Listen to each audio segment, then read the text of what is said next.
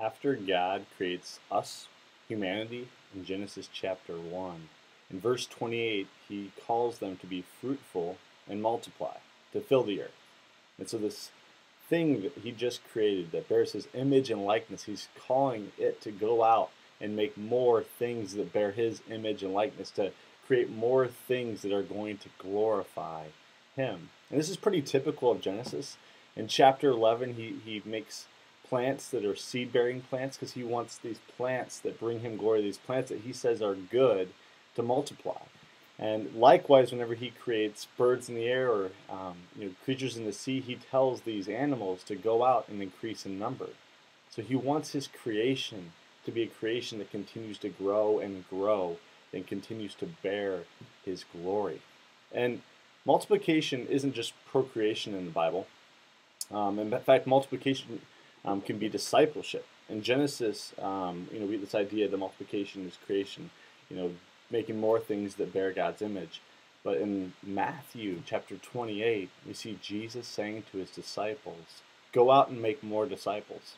And a disciple was somebody who wanted to be like their rabbi, to be in their rabbi's likeness, to basically bear their rabbi's image, to act, to serve, to pray, to give, to speak like their rabbi.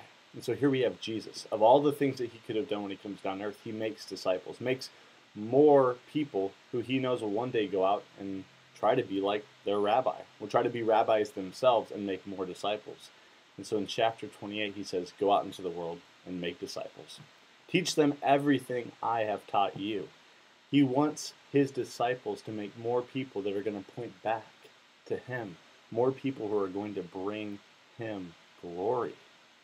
In fact, Paul says to Timothy, his longtime disciple, in Timothy chapter 2, to go out and make disciples who will make disciples who will make disciples. Build up leaders who will build up leaders who will build up leaders.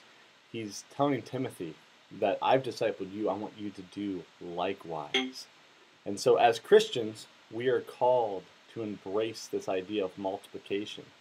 And as God's creation, we're called to multiply.